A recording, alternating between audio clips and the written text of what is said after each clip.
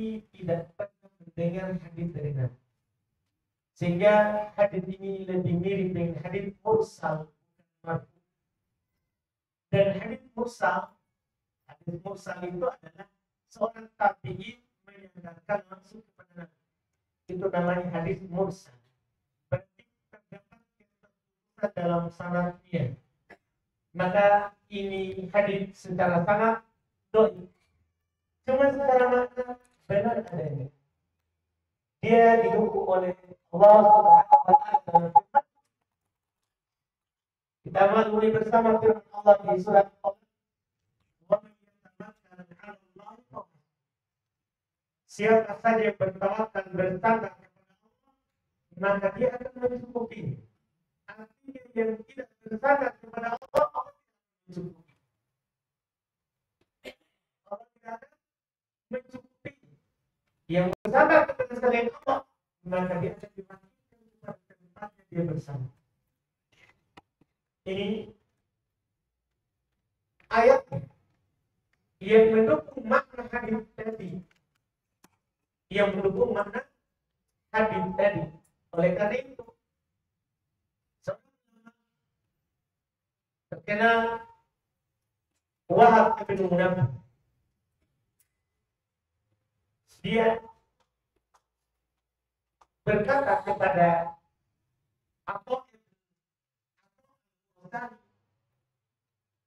waktu tawaf di Baitullah, berjumpa dengan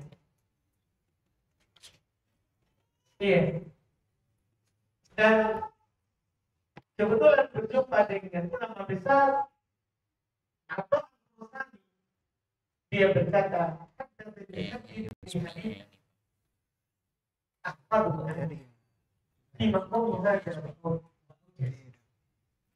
sampai kepada saya sebuah hadis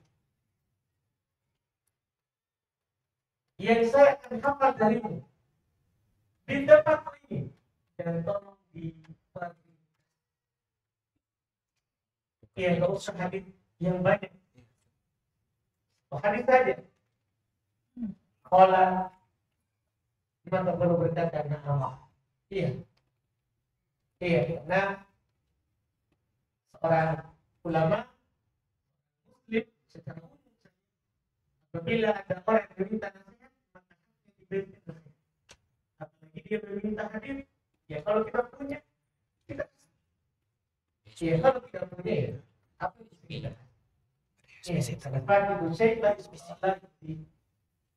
seorang yang tidak punya apa-apa ya. Kalau kita tidak punya ilmu, bisa kita bagikan. Nggak perlu dibagi-bagi, jangan dipaksa. Katakan saja pengalaman. Tapi hak muslim terhadap muslim yang lain, kalau kita punya sesuatu dan dia minta. Jadi Wahab bin Munabbih ketika diminta oleh Al-Qamar, karena ini datang dari negeri Indonesia. Jauh. Harus berbulan-bulan berjalan sampai ke negeri Makkah. Maka dia berkata, Allah Tabaraka wa Ta'ala ila Daud. Allah Subhanahu wa Ta'ala mewahyukan kepada Daud, Nabi Daud. Allah berfirman, ya Daud, amma wa izzati wa 'azamati la ya'tasim bi 'abdun min 'abdihi a'rifu dhalika min niyatihi fatakiduhu as-samawati as-sab'a wa man fihinna wal ardu as-sab'a wa man fihinna illa ja'altu lahu min bainahunna Allah berkata, wahai Daud, demi keperkasaan dan keagungan, tidak ada satu hamba pun dari hamba-hamba yang pasti berpegang teguh dengan bersandar penuh kepada duna roti, tidak bersandar kepada makhluk cipta.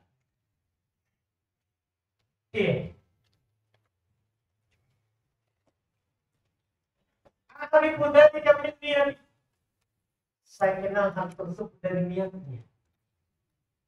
Allah tahu hati kita. Iya, aku kita orang yang berstandar penuh kepada Allah dalam setiap yang kita lakukan.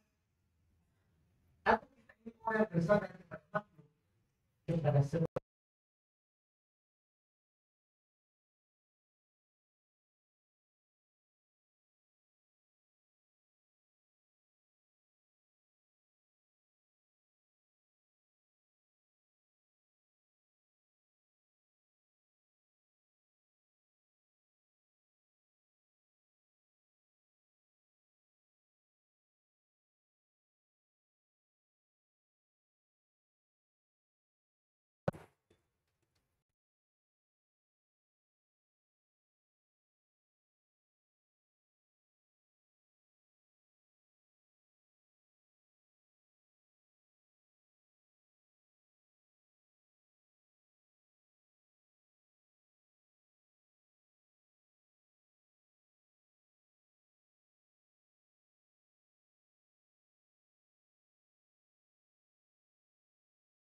Hanya bersandar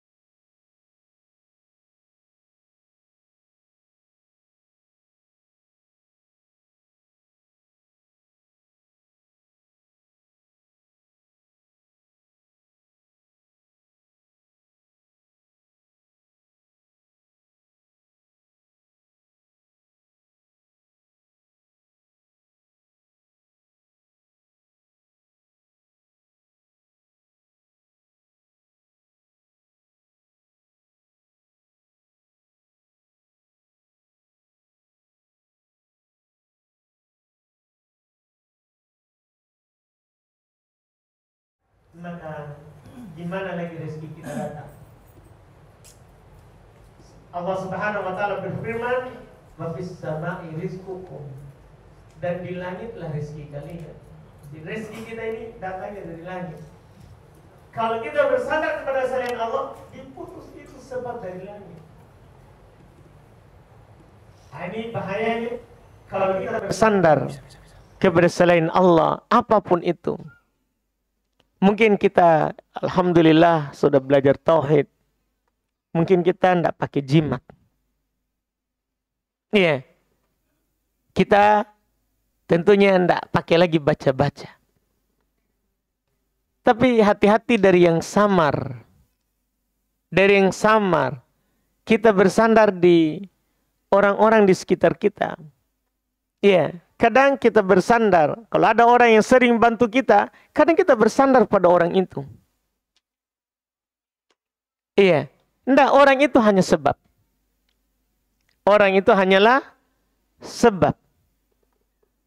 Makanya akan datang nanti pembahasan syirik lafaz, syirik dalam ucapan. Orang yang berkata, kalau bukan karena kamu, saya tidak begini. Ini syirik dalam lafaz. Yang benarnya adalah kalau bukan karena Allah, kemudian kamu. Allah dulu. Kemudian. Jangan pakai dan. Beda lagi itu. Tidak boleh juga pakai dan. Tidak boleh kalau bukan karena Allah dan kamu. Ini juga salah. Karena disamakan. Disamakan. Iya. Harus kalau bukan karena Allah. Kemudian dalam rangka mensyukuri sebab, kemudian karena kamu. Walaupun Nabi SAW katakan karena Allah semata, itu lebih hati-hati. Cuman kan kadang orang yang berbuat baik kepada kita kan tersinggung. Kalau kita tidak sebut juga, maka jangan pakaikan dan. Kalau memang harus kita sebut itu sebab, pakaikan kemudian. Itu yang benarnya. Kalau memang harus disebut. Iya. Kalau ada yang menjadi sebab. Iya. Tidak boleh kita bilang, kalau bukan kita, saya tidak begini. Tidak boleh. Iya. Allah dulu yang kita sebutkan. Karena itu bahaya. Menunjukkan bahwa kita tidak bersandar kepada Allah. Hati kita itu memang sudah bergantung pada Dia. Sudah bergantung kepada orang yang kita sebut itu. Syariat kita menjaga itu. Karena kapan kita bersandar kepadanya, maka Dia tidak bisa mencukupi kita. Orang sekaya apapun di dunia ini, sekaya apapun, iya, dia tentunya ada waktunya, ada saatnya tidak bisa membantu kita. Sekaya apapun. Sementara Allah Subhanahu wa Ta'ala tidak ada waktu untuk membantu kita. Iya. Kullu yaumin huwa fi sya'an. Setiap waktu dia berada dalam urusan Allah. Berada dalam urusan hamba-hambanya. Allahus Samad. Kita sudah hafal semua itu. Allahus Samad. Allah adalah As-Samad. Yaitu semua makhluk butuh kepadanya. Dan dia tidak butuh pada makhluk. Ini saja kalau kita hafal baik-baik ini Allahus Samad, kita akan paham. Iya. Kita orang miskin butuh kepada orang kaya. Orang kaya juga butuh kepada miskin. Allah Subhanahu wa Ta'ala tidak sama dengan makhluk. Makanya di penutup surat Al-Ikhlas, lam yakun lahu kufuwan ahad. Tidak ada seorang pun yang sama dengannya. Jangan pernah samakan. Tidak ada seorang pun yang sama dengannya. Oleh karena itu di ayat kedua, Allahus Samad. Allah yang mengatur seluruh urusan hamba. Yang tidak butuh kepada hamba dan seluruh hamba butuh kepadanya. Itu makna As-Samad. Iya. Karena Allah tidak butuh kepada apapun, lam yalid, maka Allah tidak beranak. Karena Allah tidak butuh kepada anak sama sekali. Iya. Walam yulad, Allah tidak diperanakan. Allahu ahad di awal ayat. Allah itu maha tunggal. Karena kenapa? Allahul Ghani. Allah maha kaya. Innallahu ar-Razzaq. Allah maha memberi rezeki. Bukan diberi rezeki. Tapi maha memberi rezeki. Iya. Allah menciptakan kita. Bukan supaya kita bantu Allah. Carikan makan. Carikan rezeki. Tidak. Allah katakan, ma uridu minhum min rizkin. Saya tidak inginkan dari mereka agar supaya mereka mencarikan rezeki. Jadi kita ini ada di bumi ini bukan untuk bekerja, cari rezeki untuk Allah. Iya. Wa ma uridu ayyut'imun. Dan saya tidak ingin, kata Allah, agar supaya mereka memberi saya makan. Tidak. Setelah itu ditutup. Innallaha huwa razzaq dzul quwwatil matin. Sesungguhnya Allah itu Ar-Razzaq, yang maha memberi rezeki, yang memiliki kekuatan yang sangat kokoh. Ini Allah. Iya. Ini adalah Allah Subhanahu wa Ta'ala yang kita dianjurkan bersandar kepadanya. Dan kita dilarang untuk bersandar kepada selainnya. Selain Allah itu hanyalah sebab. Kalau Allah kehendaki, bisa jadi. Kalau tidak, tidak akan juga. Tidak juga mungkin. Ya, tidak ada seorang pedagang di dunia ini, semahir apapun dia berdagang, yang bisa pastikan hasilnya besok. Kalau dia bisa pastikan ini bahaya, ini tidak akan membahagiakannya, ini akan membahayakannya. Ini akan membahayakannya. Iya. Kalau dia bersandar kepada dirinya. Dan kalaupun dia bersandar kepada dirinya, anggaplah, maka tidak akan mampu dia jamin bahwa besok, bulan depan, pekan depan, tahun depan, dia akan mendapatkan apa yang dia mau. Iya, tidak bisa dia menjaminnya. Karena itu bukan di tangannya. Semuanya ada di tangan yang menciptakannya. Oleh karena itu, Syekh Sulaiman bin Abdullah, beliau menegaskan kepada kita keutamaan kita menggantungkan seluruh urusan kita terkait dengan ayat tadi kepada Allah. Beliau berkata ketika mensyarah kitab Tauhid di hadits ini, kata beliau, "Faman ta'allaqat nafsuhu billah." Siapa yang menggantungkan dirinya kepada Allah, hanya bersandar kepada Allah. Dia sudah tempuh sebab seperti burung keluar buka toko, tapi hasilnya Allah. Dia sudah produksi barangnya, dia sudah sebarkan, dia kirim WA, Facebook, semua dia sudah lakukan. Terus dia tidak bergantung kepada yang dia lakukan. Siapa saja, kata beliau, yang menggantungkan dirinya kepada Allah, wa anzala hawaijahu billah, dia turunkan semua kebutuhannya kepada Allah. Semua kebutuhannya kepada Allah. Waltaja ilai, dia kembali kepadanya. Wa fawwadu amrahu kullahu ilai, dia pasrahkan urusannya seluruhnya kepada Allah. Apa kata beliau? Kafahu kullamu anah, maka Allah akan mencukupi seluruh kebutuhannya. Nah, ini keutamaan tadi ayat. Wa may yatawakkal 'alallahi fa hasbuh. Kita hafal semua itu mungkin ayat di surah At-Tolak. Ini ayat pendek sekali dan sering disebutkan. Siapa yang bertawakal kepada Allah, maka Allah akan mencukupinya.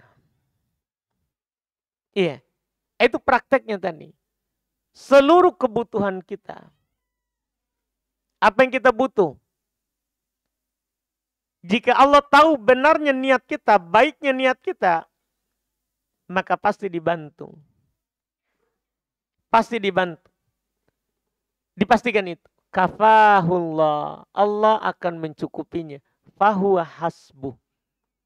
Maka dia Allah yang akan mencukupinya. Bahkan lebih jauh dari itu. Kata beliau, wa qarraba ilaihi kullu ba'id. Kullu ba'id. Allah akan mendekatkan kepadanya semua yang jauh. Jadi yang jauh jadi dekat kalau kita bersandar kepada Allah. Wa yassara lahu kulla asir. Allah akan memudahkan untuknya semua kesulitan. Ini nikmatnya ini. Kalau kita bersandar kepada Allah, yang jauh jadi dekat, yang sulit itu jadi mudah. Iya. Dan yang paling pokoknya, kita tidak juga kecewa kalau sebab yang kita lakukan tidak jadi. Kita sudah share barang dagangan kita. Ternyata tidak laku hari itu. Kita tidak juga kecewa. Karena kan kita bersandar kepada Allah. Berarti memang bukan hari ini lakunya. Iya. Karena kita tidak bersandar kepada pembeli. Kita hanya bersandar kepada yang menciptakan itu pembeli. Yang mengarahkan hatinya ke toko kita. Itu contoh sederhana dalam melakukan perdagangan.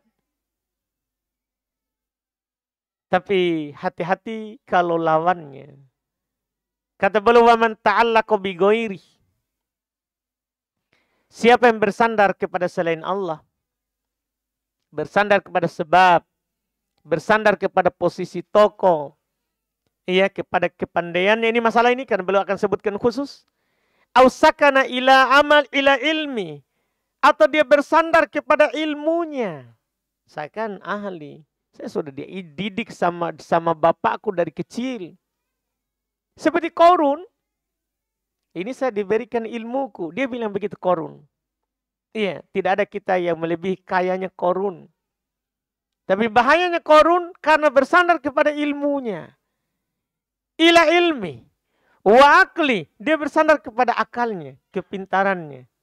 Saya kan pandai. Ini masalah ini. Wadawai watamaimi. Atau dia bersandar kepada dawai. Obatnya. Atau jimatnya. Ini pembahasan kita kan di jimat. Iya. Wa tamada ala haulihi wa quwwati. Dia bersandar kepada upayanya, usahanya. Wa quwwati dan kekuatannya. Apa yang terjadi? Wakalallahu ila dalika. Allah akan mewakilkan dia kepada kekuatannya saja. Artinya tidak dibantu oleh Allah. Ini bahayanya dalam pembahasan jimat. Bahaya. Jimat tidak mendatangkan manfaat. Tidak bisa menolak mudarat. Kalau kita bersandar kepadanya, maka kita bersandar sesuatu yang tidak bisa kasih apa-apa kepada kita. Ucapan sederhananya dari ulama kita, faqidu syai' la yu'tih. Yang tidak punya apa-apa tidak mungkin kasih kita sesuatu. Jimat tidak punya apapun. Iya. Tidak mungkin dia bisa berikan kita apapun. Ini meruginya kita. Di samping itu syirik. Batal amalan. Ini sangat tentunya menyedihkan. Kata Syekh Shalih Al-Fauzan, penutup dari pembahasan hadis ini, ma yustafadu minal hadis, apa yang diambil faedah dari hadis ini, an-nahyu anit ta'alluqi bi ghairillah. Hadis ini adalah larangan kita untuk bergantung pada selain Allah. Jangan bergantung pada selain Allah. Memang kita dituntut untuk melakukan sebab. Cuman bergantung kepadanya jangan. Jangan. Iya. Karena tempat kita bergantung itu yang menentukan juga Allah. Dia akan kasih kita atau tidak. Yang di langit itu menentukannya. Allah katakan, Nabi SAW katakan, inna quluba bani adama baina usbu'aini min asabi'ir rahman. Hati setiap anak Adam berada di antara dua jari dari jari jemari Allah. Bayangkan itu. Semua anak Adam. Jadi kalau kita bergantung kepada anak Adam yang lain, yang hanya merupakan sebab seperti kita, maka yang ada adalah kekecewaan. Supaya kita tidak kecewa, maka bergantunglah kepada Allah. Lakukan sebab. Lakukan sebab. Harus itu. Harus itu. Kata Nabi, ketika datang seorang naik onta ke masjidnya, dia bilang ke Nabi, Rasulullah, saya ikat baru bertawakal atau saya biarkan saja baru bertawakal? Artinya lepas baru tawakal saja. Kan kalau Allah kehendaki tidak hilang. Ini kejadian nyata. Ini didikan. Bagaimana harusnya kita bertawakal. Nabi bilang, ikat baru bertawakal. Maksudnya, lakukan saja dulu sebab. Tidak bisa juga kita diam. Bilang, tunggu saja sebab deh. Tunggu saja sebab. Tunggu saja datang rezeki. Kita berpangku tangan saja. Tidak boleh juga. Tidak boleh. Lakukan sebab. Cuman jangan bersandar kepada sebab. Karena sebab itu tergantung Allah. Mau jadikan itu sebab atau tidak. Maka anjurannya adalah Nabi SAW katakan, ya, anjurkan untuk kita melakukan sebab. I'malu. Kullun muyassarun lima khuliqalah. Lakukan sebab.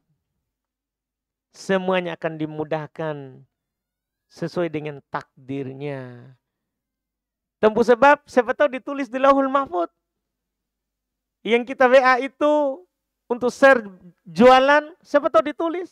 Itu menjadi sebab barang tak laku. Tidak ada yang tahu. Ya. Lihat sebelum masa tahun-tahun terakhir ini, tidak ada orang kenal jualan itu online begitu. Kan begitu? Tidak ada. Orang kalau mau jualan ya dia pergi ke pasar, baru laku barangnya. Tidak dikenal itu kita share lewat WA, lewat Facebook, langsung laku. Tidak ada. Iya. Tidak ada kita kenal seperti itu. Cuma Allah Subhanahu wa Ta'ala menjadikan segala sesuatu itu sebagai sebab. Sekarang itu menjadi sebab kita jualan. Sebab barang kita laku. Dulu hanya orang yang datang ke pasar Butung Sentral yang beli barang tak. Sekarang biar orang Papua bisa beli barang tak. Dia tidak perlu datang ke sini, tapi kita bisa kirimkan. Itu namanya sebab. Allah Subhanahu wa Ta'ala sudah inginkan bahwa tahun sekian, bulan sekian, pekan sekian, hari sekian, jam, detik, rinci itu ilmunya Allah. Akan terjadi transaksi sama hambaku itu secara online. Dirinci, ditentukan. Iya, makanya jangan bersandar seperti tadi. Jangan bersandar kepada akalnya, ilmunya, ya, apalagi jimatnya, jangan. Bersandarlah kepada yang menciptakan semua sebab itu. Ini hadits kata Syekh Shalih Al-Fauzan, larangan untuk kita bergantung pada selain Allah. Faedah kedua, wujubut ta'alluqi billahi fi jami'il umur. Wajibnya kita bergantung kepada Allah pada seluruh urusan kita. Ini kalau diucapkan ringan, tapi dipraktekkan susah.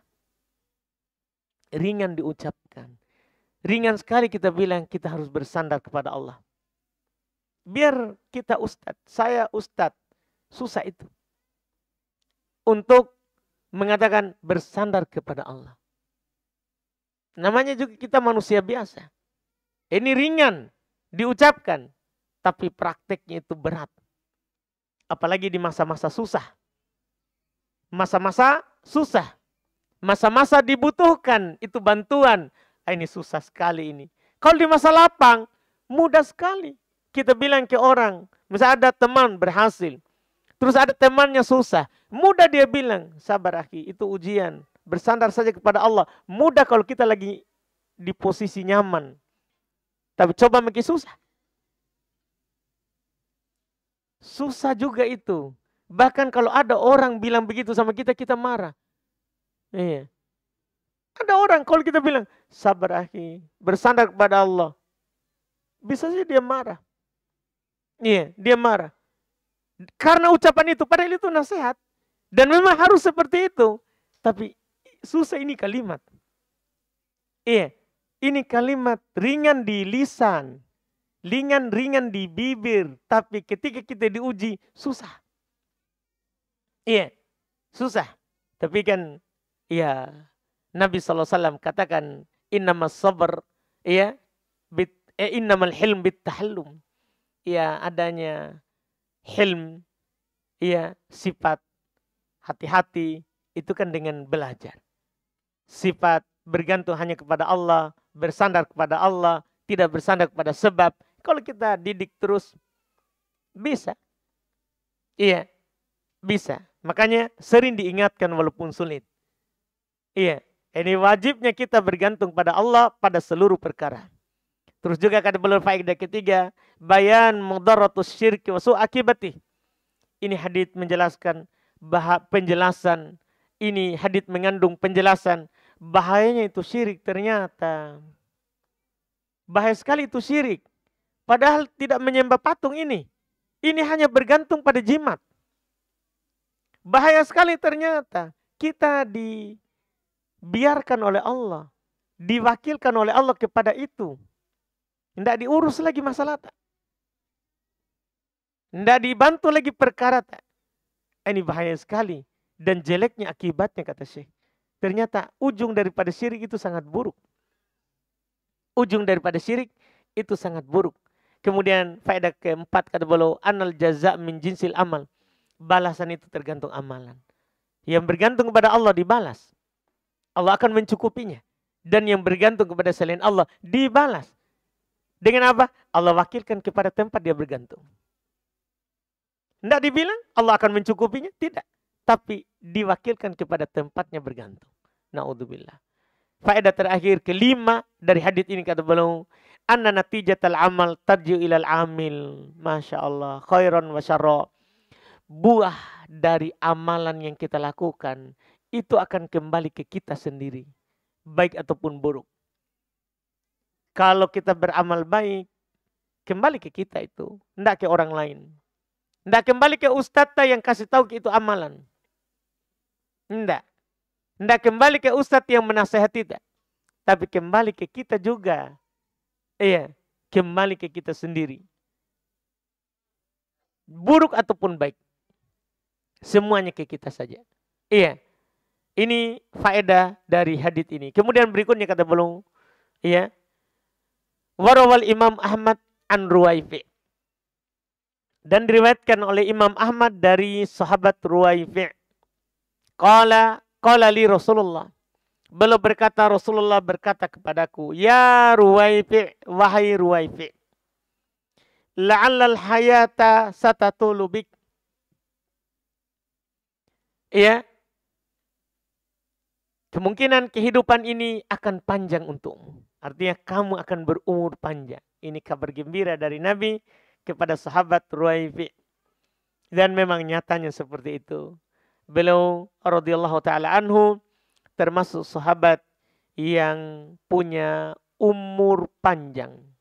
Ya, beliau termasuk ya seorang sahabat yang berumur panjang. Iya, radhiyallahu taala anhu. Kata Nabi kepadanya, fa'akhbirin nas, kalau kamu berumur panjang, kabarkan kepada manusia, sampaikan kepada mereka, anna man aqada lihyatah au taqallada wataron au stanja bi raji'i dabatin au azmin fa inna Muhammadan bari'um minhu. Sampaikan kepada orang kalau kamu berumur panjang. Kabarkan kepada mereka bahwasanya siapa yang mengikat jenggotnya. Ke orang dulu ada juga jimat berupa jenggot. Supaya tidak kena ain, dia ikat jenggotnya. Atau dia kepang.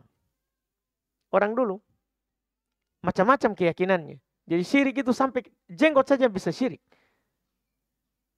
Jadi kata Nabi kepada wahai Ruwaifi, kabarkan kepada orang bahwa siapa yang mengikat jenggotnya atau mengikat wataron dari tali busur panahnya jadi jimat, atau beristinja dengan kotoran hewan atau dengan tulang, maka Muhammad berlepas diri dari mereka.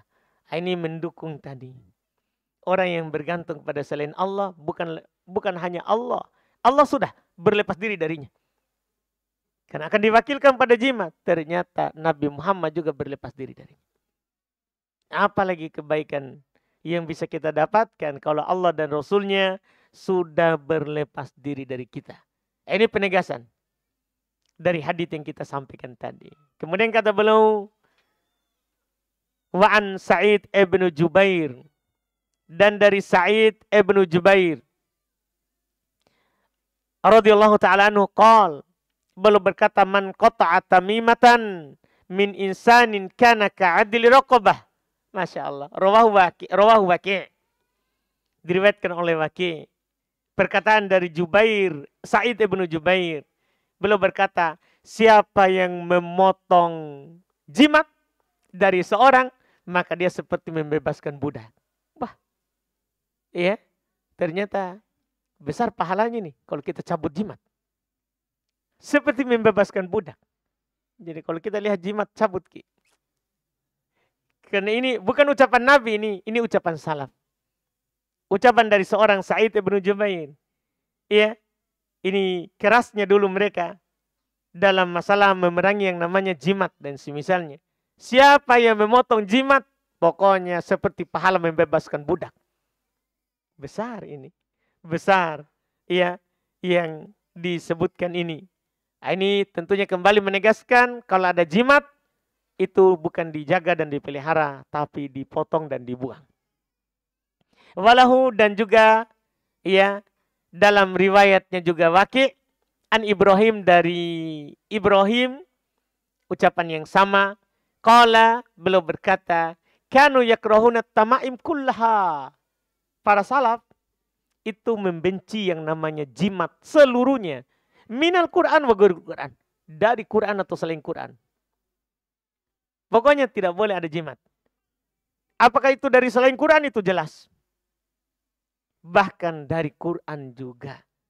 Walaupun itu dari Quran, tidak boleh kita jadikan jimat. Dan ini sudah lewat pembahasannya. Hukum menggantung Quran. Ya, sebagai jimat ataupun sebagai pajangan di dinding. Kita sudah sampaikan ini sebelumnya, alhamdulillah. Dengan ini kita sudah tamat dari bab ini.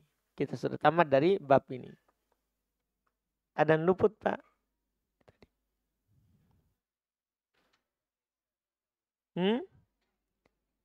Hadisnya? La'allal hayata satatulu. Situ tidak ada. Sini ada. Alhamdulillah. Baik, kita cukupkan. Alhamdulillah. Masya Allah. Setelahnya mengambil berkah dari pohon atau dari batu. Iya, ini kita ambil lagi di pertemuan kita akan datang. Jadi jangan sampai bosan-bosan telinga ini dengan syirik ini.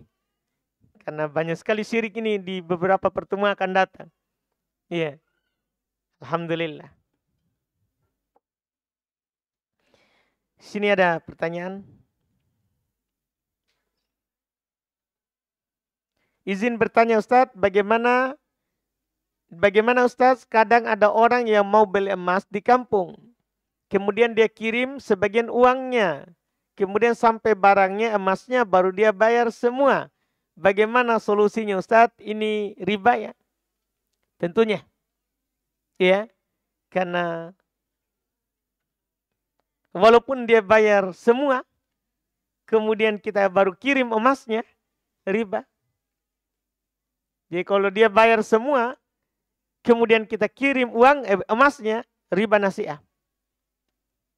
Riba nasi'ah. Iya. Kalau begitu bentuknya, riba nasi'ah. Iya. Dan riba nasi'ah masuk dalam pengharaman riba. Karena riba ada 3. Ada riba nasi'ah, itulah emas dikedepankan, uangnya sebentar. Atau uangnya dikedepankan, emasnya sebentar. Itu riba nasi'ah namanya. Riba fadl, itulah praktek tukar tambah. Itu dibilang riba fadl. Kita kasih emas 2 gram, ditukar tambah menjadi 3 gram. Itu riba fadl. Walaupun tangan ke tangan. Tidak ada yang diakhirkan. Cuman ada kelebihan. Riba fadl. Riba fadl. Dan ada jenis riba ketiga, tapi ini khusus utang piutang. Namanya riba qard. Ya, utang 1 juta, kembali 1.050.000. Itu namanya riba qard. Itu riba qard. Apakah dibayar 1.050.000 itu, apakah dibayar cicil setiap bulan, tapi hasilnya jadi 1.050.000. Atau bayar nanti langsung, tapi ditambah menjadi 1.050.000. Riba qard namanya. Itu riba qard. Ini masuk semua dalam ayat. Ya, wa halallahu al-bai'a wa harrama riba. Allah halalkan jual beli dan mengharamkan yang namanya riba. 3 jenis tadi riba, semuanya diharamkan. Semuanya adalah diharamkan oleh Allah Subhanahu wa ta'ala. Ya, dan ini adalah jenisnya. Jual beli emas. Jika kita beli emas dengan emas, syaratnya ada 2. Kata Nabi, iya dan biyadin, yaitu cash, serah terima. Kita kasih emasnya, dia kasih emasnya. Kita kasih emas tak, dia kasih emasnya. Wasawan bisawa, harus sama. Itu kalau emas dengan emas. Syaratnya 2. Nabi yang bilang di hadis Bukhari Muslim. Iya. Jadi kalau kita tidak bisa kasih sama, jual saja dulu emas tak. Bedakan transaksinya. Itu jalan keluarnya itu. Untuk riba, menghindari riba fadl. Kalau ada emas misalnya 2 gram. Kita mau tambah menjadi 4 gram atau 3 gram. Caranya, jual saja emas dulu. Setelah dia bayar, selesai akata, baru beli pakai emas baru. Itu jalan keluar. Supaya keluar dari riba fadl. Iya. Supaya keluar dari riba Fadl. Ketika beda, emas kita beli dengan rupiah, berarti beda jenis. Tadi sama jenisnya. Kalau beda jenis, emas dengan rupiah, syaratnya tinggal satu. Kata Nabi, idza talafatil ajnas, kalau beda jenis, fabi'u kaifa syi'tum, silakan jual beli bagaimana kalian tawar menawarnya, mati harganya berapa?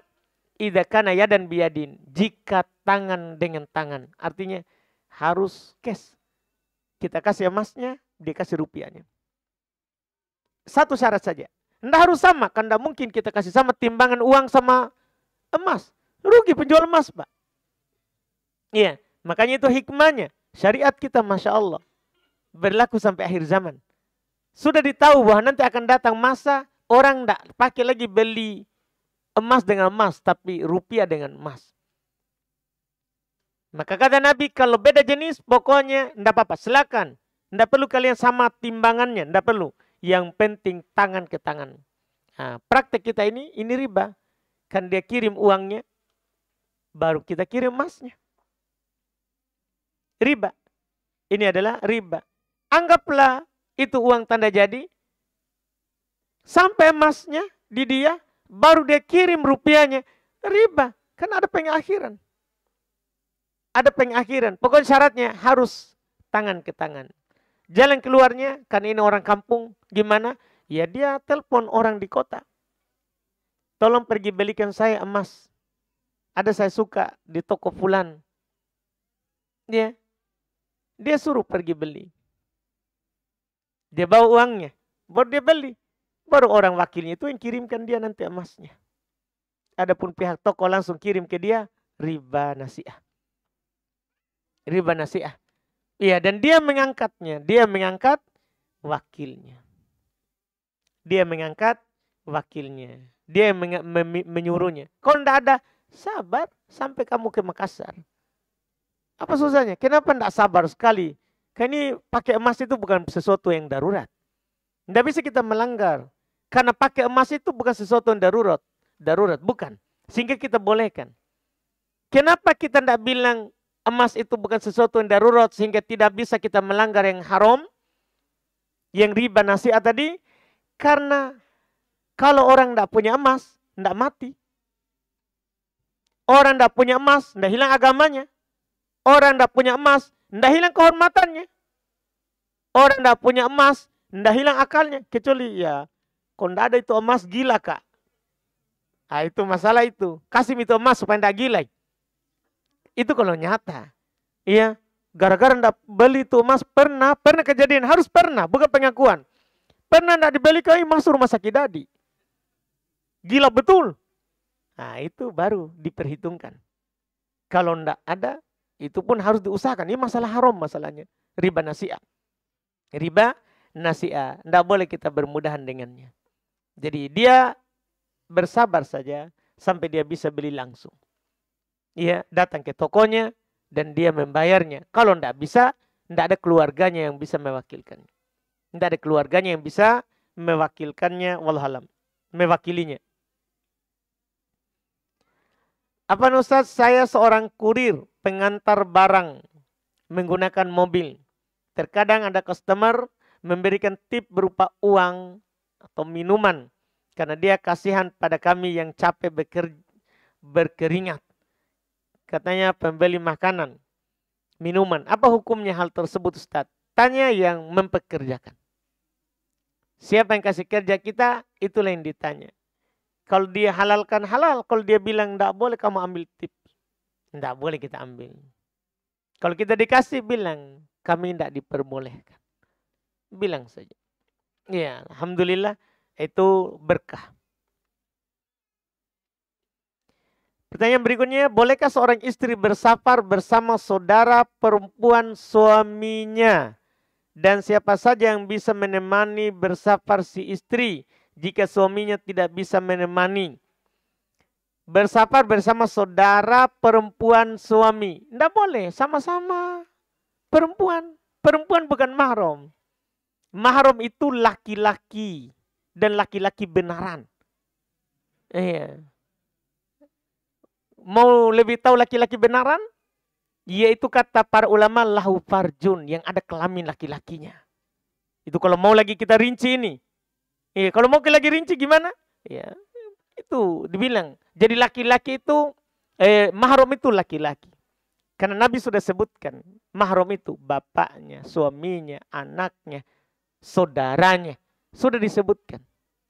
Ya, sudah disebutkan mahram itu. Kalau kita melihat apa yang disebut oleh Nabi, maka yang dimaksud adalah laki-laki. Adalah laki-laki. Adapun perempuan bukan mahram.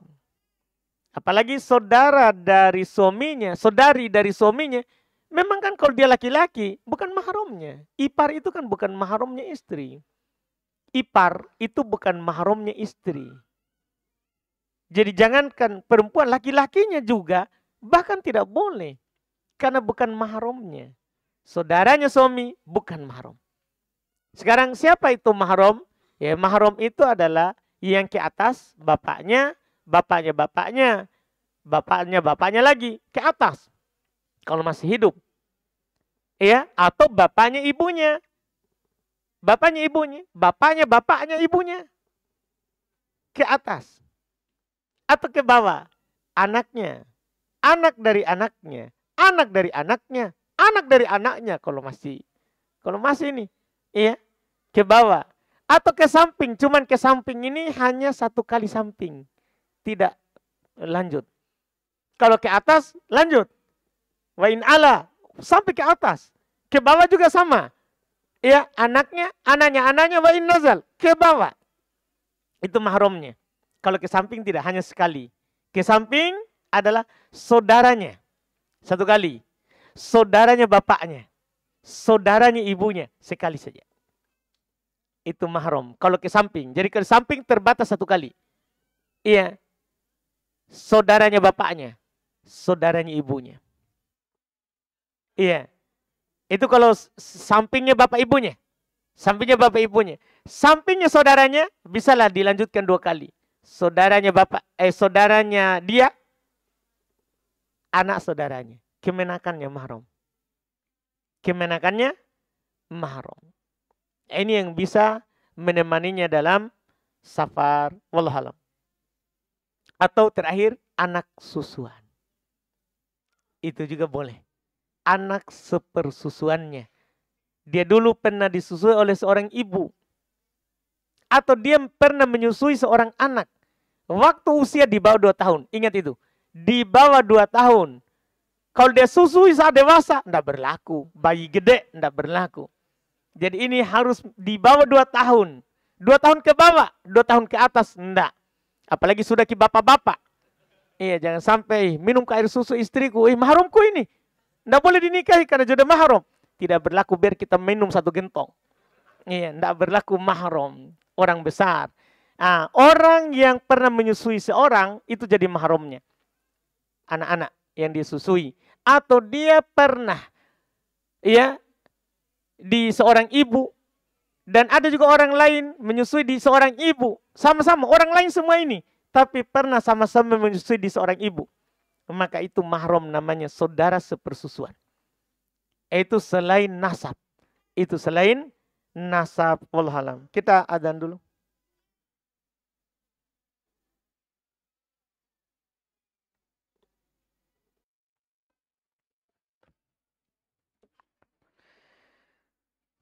Baik, kita lanjut sini masih ada 2 pertanyaan di sini kertas. Bismillah, bagaimana posisi tangan ketika kita lagi masbuk dan mendapati posisi imam dalam keadaan sedang ruku atau sujud? Apa kita langsung mengikuti gerakan imam atau takbiratul ihram terdahulu? Kalau takbiratul ihram pasti, tidak boleh tidak. Jadi harus takbiratul ihram. Tapi mungkin ditanyakan oleh penanya bukan takbiratul ihramnya.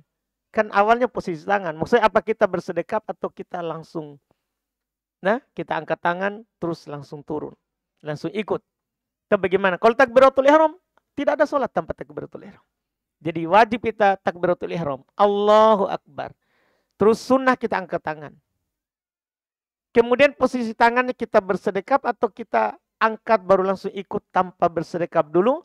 Tidak ada penukilan dari Nabi. tentang itu. Hanya sah dari Ibnu Umar. Kalau beliau bersedekap dulu baru ikut. Sahih dari Ibnu Umar saja. Iya, jadi kalau yang langsung tidak apa-apa. Bagi yang bersedekap dulu kemudian ikut, tidak apa-apa juga. Karena ini perbuatan dari Ibnu Umar dan tidak ada sahabat yang menyelisihinya. Sehingga boleh dilakukan. Boleh dilakukan. Itu wallahualam masalah yang ditanyakan. Ini berikutnya, ini bukan pertanyaan ya, tapi saran. Saya tolong terjemahkan juga seperti Matan Jurumiyah, buku 1000 catatan kaki ala Jurumiyah, Alfiyah bin Malik, dan Mustalah Hadits, supaya kami yang belum bisa bahasa Arab mudah dalam murojaahnya. Masya Allah.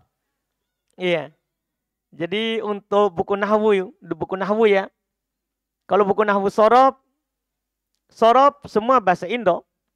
Kecuali buku ketiga, Unwanud Dharab, bahasa Arab, dan kita sudah kasih catatan kaki. Dan nahwu kita terjemahkan di Miftah dan Matan Jurumiyah. Adapun Mutamimah sengaja tidak diterjemah karena orang kalau buku ketiga sudah banyak kosakata Arabnya.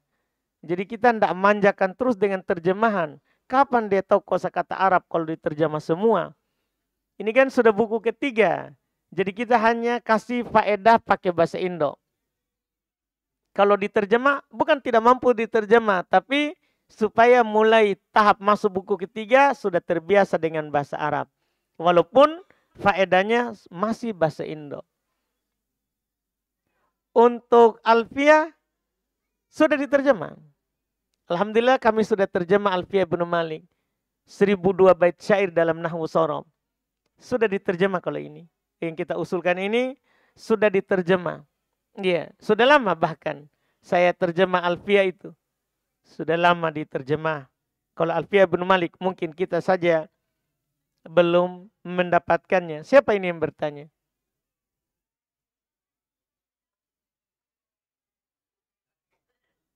Siapa? Siapa punya pertanyaan? Tidak ada?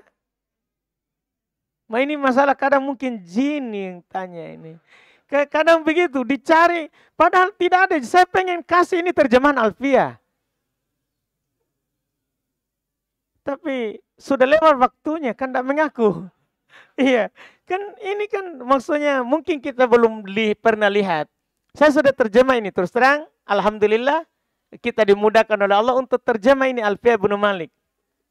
Karena memang susah dipahami. Alfiyah bin Malik ini dikarang nahwu sorob dalam bentuk bait syair. Iya, dalam bentuk bait syair. Jadi susah untuk memahaminya tanpa diterjemah. Jadi alhamdulillah saya sudah terjemah.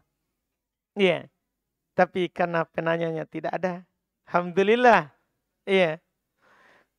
Terus ini yang belum bisa. Tadi ya, sebenarnya adapun masalah yang lain kayak Mustalah Hadits. Iya, ini masalah memang ya. Karena banyak sekali sebenarnya pekerjaan ini cuman kita kan tidak bisa dilakukan semuanya langsung. Ya, itu saja kita cicil. Jadi semua buku yang terbit itu dicicil setiap hari. Setiap hari, sedikit-sedikit. Karena bukan hanya itu yang dikerja. Iya, kita ini bukan fokus menerjemah atau menulis. Banyak yang dilakukan. Ada mengajar di pesantren, tapi semoga dimudahkan jika Allah kehendaki. Kan pasti terjadi. Iya, pasti terjadi. Sebagaimana yang lainnya banyak yang disebarkan, ditulis, itu karena kehendak dari Allah saja. Allah yang memberikan hidayahnya untuk itu sehingga kita sebarkan. Iya, masih banyak tentunya yang butuh dilakukan. Iya, yang butuh dilakukan dan kita tidak bisa langsung kerja. Iya. Berbarengan karena banyak sekali yang mau dikerja sekali lagi begitu. Karena kerja buku ini alhamdulillah ya hanya kalau kita dapat waktu kosong. Iya, dan kerja buku itu memang ya enggak bisa juga agak fokus langsung satu hari begitu. Karena kita bisa bayangkan sehari hanya memandang hitam putih. Nah, hanya memandang hitam putih layar. Bukan hanya dipandang, cari juga masalahnya. Kita bisa bayangkan bagaimana itu cobaan dan ujiannya. Berat. Berat itu menulis buku karena hanya hitam putih dilihat setiap hari. Sehingga alhamdulillah adanya banyak kegiatan. Seperti sekarang ada lagi orang bertanya, tambah lagi kita punya semangat. Iya. Jadi adanya yang orang yang punya masalah, yang kita bisa bantu, kan hanya ini yang bisa kita bantu. Kita ini sebagai ustadz tidak bisa kasih uang. Hanya bisa kasih ilmu. Hanya bisa kasih ilmu. Jadi kalau ada masalah, ini yang kita usahakan carikan. Kalau ada usulan begini lagi, terbakar lagi kita. Wah, harus berjuang lagi kita ini. Ya harus berjuang lagi. Ternyata ada juga orang yang butuh, walaupun ini hanya jin, tidak masalah. Tidak ada masalah. Oh iya, tidak ada masalah. Yang penting ternyata ada juga yang butuh. Ada juga yang butuh. Alhamdulillah. Seperti itu, wallahualam, semoga kita semuanya tentunya dimudahkan. Dimudahkan, alhamdulillah. Iya. Kita cukupkan. Mudah-mudahan bermanfaat. Insya Allah kita berarti pekan depan sudah bab baru lagi insya Allah. Bab mengambil berkah dari pohon, batu atau semisalnya. Wallahualam. Subhanakallahumma wa bihamdik, asyhadu an la ilaha illa anta, astaghfiruka wa atubu ilaik. Assalamualaikum warahmatullahi wabarakatuh.